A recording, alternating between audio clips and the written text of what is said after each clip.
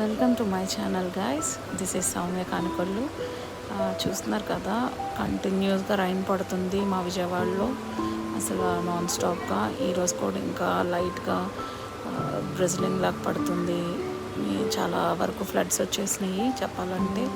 ఇంకా చాలామంది ఇబ్బంది పడుతున్నారు. జస్ట్ ఈ రైనీలో ఈ ప్లాంట్స్ చాలా బ్యూటిఫుల్గా ఉన్నాయి, అందుకే చిన్న షార్ట్ పెట్టాలనిపించి పెడుతున్నాను. Hope you guys enjoy by seeing this short. Thank you guys.